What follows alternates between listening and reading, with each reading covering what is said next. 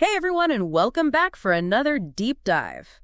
Today, we're really getting into the nitty-gritty of attention and how it works in autism. We're going way beyond just paying attention. Exactly. We're diving deep into the brain, specifically those attention networks. It's fascinating stuff, really. Our main source is a paper with a pretty dense title, actually. It is, yeah. It's called Hyper and Hypo Attention Networks. Activations affect social development in children with autism spectrum disorder. It was published in Frontiers in Human Neuroscience in August of 2022. Gets straight to the point, though, doesn't it? It does. So many people know autism often involves social difficulties. Right. But this paper digs into how the way attention develops in autistic children could actually be contributing to those challenges. Yeah, it's like a whole new layer of understanding. Okay, so first, let's break down what we mean by attention networks. The paper talks about three main ones: alerting, orienting, and executive networks. These are basically the brain's different systems for helping us focus and respond to the world.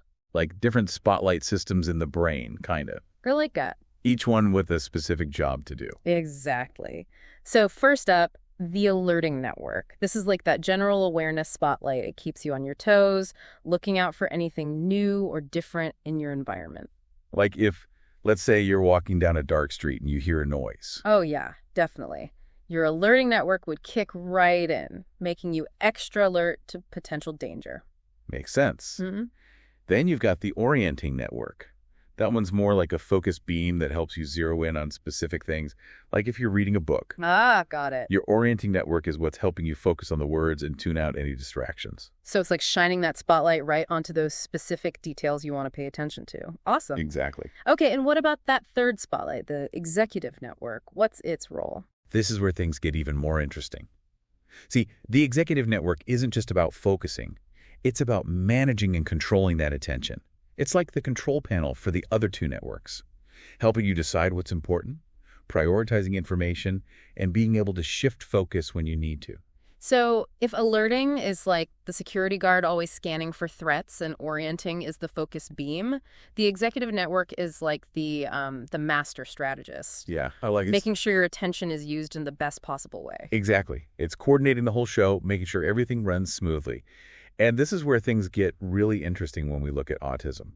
So in typically developing children, you see a pretty predictable pattern in how these networks develop. Okay, so what's that pattern look like? The alerting and orienting networks, the ones essential for basic survival and responding to the environment, those mature earlier. So like babies and young kids are just reacting to what's right in front of them. Yeah. The executive network, though, which handles that higher level thinking and decision-making, that one takes a bit longer to really come online. It's like they're running on autopilot for a while, and then the executive network slowly starts to take over. Yeah, it's a gradual process. As we get older, that executive network starts to exert more and more influence, helping us control impulses, plan for the future, and navigate all those complex social situations. It's like fine-tuning the controls of your attention spotlights. But this research suggests that in children with autism, things might unfold a bit differently. They might experience something called hyperconnectivity in those alerting and orienting networks early on. Yeah. And this could lead to feeling overloaded by all the sensory information coming in. Think of it like this.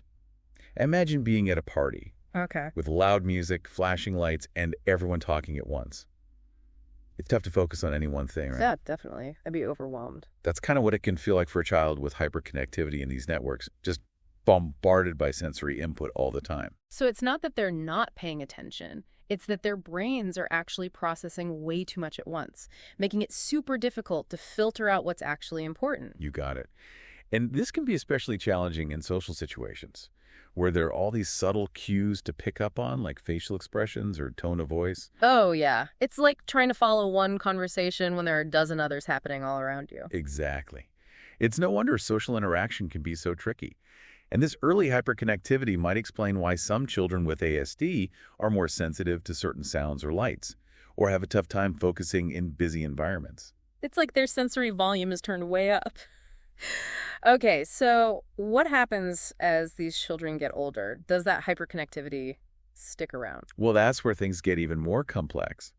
This research suggests that as children with ASD mature, that early hyperconnectivity might actually switch to hypoconnectivity. Hypoconnectivity, so the opposite problem. Yeah, basically. It means there's not enough communication happening between different areas of the brain. So instead of too much information, they might start to struggle with getting enough information from one part of the brain to the other. Exactly. It's like those spotlight connections are getting weaker, which can lead to a whole new set of challenges. Wow, this is already so fascinating. We'll definitely need to dig deeper into what that shift from hyper to hypoconnectivity means for attention, social development, and even how we think about supporting autistic individuals.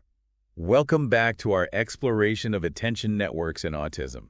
We're really getting into the complexities of how attention works or doesn't quite work in the autistic brain. It really highlights how much we take for granted with our own attention systems, doesn't it? Absolutely. Last time we were discussing how that early hyperconnectivity, that overload of sensory information, might actually shift to hypoconnectivity as children with ASD grow up. Right. And remember, hypoconnectivity means there's less communication happening between different parts of the brain. Less communication, so less of that smooth flow of information between those attention networks. Exactly. It's like some of the pathways are getting a bit fuzzy, which can make it harder to, say, shift your attention smoothly from one thing to another. So instead of being bombarded by too much information, the challenge becomes not having enough of the right information getting to where it needs to be. You got it. And this can have a real impact on everyday life, especially when it comes to social interactions. Because we're constantly shifting our attention during conversations, right? We're looking at someone's face, listening to their words, noticing their body language, all at the same time. Exactly. In typical development, our brains just do this seamlessly. But with hypoconnectivity in the orienting network, those shifts can be a bit clunky, a bit like trying to change gears in a car with a sticky transmission. I can imagine that feeling really disorienting, especially in a fast-paced conversation. It can be. It's like trying to catch a ball when you're not quite sure where it's going to land. So someone might appear to be inattentive or not engaged, but it's actually their brain struggling to keep up with those shifts in attention. Exactly. And this can make it really tough to pick up on those subtle social cues that we rely on so much in communication. Things like facial expressions or tone of voice. It's like trying to understand a joke when you miss the punchline. Exactly. You might get the general idea, but you're missing those crucial details that give it the full meaning. And if you're constantly missing those cues, it makes it so much harder to learn and adapt in social situations, right? Absolutely. Yeah. Because so much of social learning is about observing and imitating. But if you're not picking up on all those subtle cues, you're missing out on crucial information. It's like trying to learn a new dance move from someone who's only showing you half the steps. Perfect analogy. You might be able to move your feet, but you'll never quite get the whole dance. So not only is it harder to navigate social situations in the moment, it also impacts the ability to learn from those experiences and apply that knowledge to future interactions. Right, because if you're not sure what led to a certain outcome, good or bad, it's hard to adjust your behavior accordingly. This is really making me appreciate how crucial those smooth shifts in attention are for social development. It's foundational, really. And then on top of those challenges with the orienting network, we also have to consider what's happening with the executive network, that control center for attention. The one that helps us stay focused and resist distractions. Precisely. And one of its key roles is something called inhibitory control, which is essentially our ability to put the brakes on our impulses. So, like, when I'm trying to work but keep getting tempted to check my phone, my executive network is what helps me resist that urge and stay on task. Exactly. But if the executive network is compromised due to that hypoconnectivity we've been talking about, it's like those brakes aren't working as well. So those impulses, those urges, become much harder to resist. Exactly. And this can manifest in all sorts of ways. It might be difficulty waiting your turn, struggling to follow multi-step instructions, or having more emotional outbursts. Those are all things that can be really challenging in social situations, both for the individual and for the people around them. Absolutely. And it's so important to understand that these behaviors might not be intentional or defiant. They could be the result of a brain that's literally struggling to control those impulses. So it's not just about telling someone to calm down or pay attention. It's about recognizing that there might be underlying neurological factors at play. Exactly. And we can't forget about working memory, another key function of the executive network, which is basically our mental workspace where we hold information while we're working with it. Like when you're trying to remember a phone number while you're dialing it or following a recipe while you're cooking. Precisely. And if that working memory is impaired, it can be really tough to keep track of information during conversations, remember social rules, or follow complex instructions. It's like trying to build a house of cards on a shaky table. Great analogy. Yeah. You might be able to get a few cards up, but the whole thing is going to be pretty unstable. So when you combine those difficulties with working memory and inhibitory control, with the challenges in shifting attention that we talked about earlier, it paints a picture of just how much effort it can take for someone with ASD to navigate even seemingly simple social situations. Like trying to juggle 5 balls while riding a unicycle on a tightrope. Definitely not easy.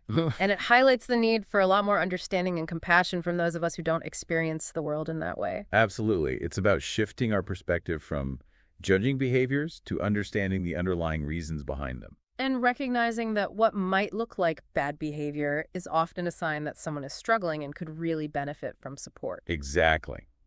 And that support can take many forms, from creating more sensory-friendly environments to providing tools and strategies that help individuals develop their executive functioning skills. It's about empowering people to navigate the world in a way that works for them, rather than trying to force them into a mold that doesn't fit. Well said. And that brings us to the importance of recognizing and celebrating neurodiversity. Welcome back. We're wrapping up our deep dive on attention networks in autism today. We've been through a lot, haven't we? Hyperconnectivity, hypoconnectivity, those 3 key networks: alerting, orienting, executive. It's been a real eye-opener, for sure, especially thinking about how those differences in brain wiring can play out in social situations. It's like we've been building this puzzle piece by piece, trying to understand the bigger picture of how attention works in autism. And it's so much more complex than just paying attention or not paying attention. Absolutely. It's about recognizing that there are different ways of attending to the world, different ways of processing information. And different ways of interacting with others, too. Exactly. Which is why it's so crucial to move away from that one-size-fits-all approach to support and intervention. Because what works for one person might not work for another, even if they have the same diagnosis. Precisely. It's about tailoring our support to the individual's unique attention profile, their strengths, and their challenges. So instead of just throwing everyone into a sensory room, we might need to think about whether someone needs more calming input or more opportunities to practice shifting their attention. Exactly. It's about providing the right kind of support at the right time. And the earlier the better, right? Absolutely. Yeah. Early intervention is key, especially when we're talking about the brain's plasticity, its ability to adapt and change. It's like giving those attention networks the best chance to develop and strengthen those connections. And it's not just about addressing challenges, it's also about fostering strengths.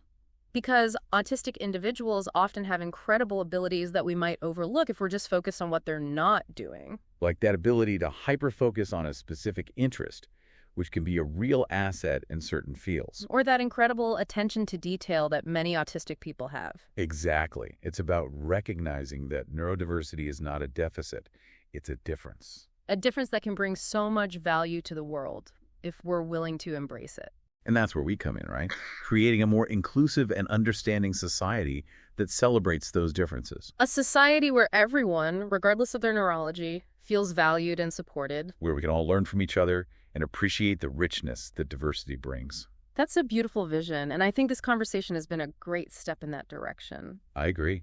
It's all about expanding our understanding, challenging our assumptions, and creating a world that works for everyone. So as we wrap up this deep dive into attention networks and autism, we want to leave you with a final thought.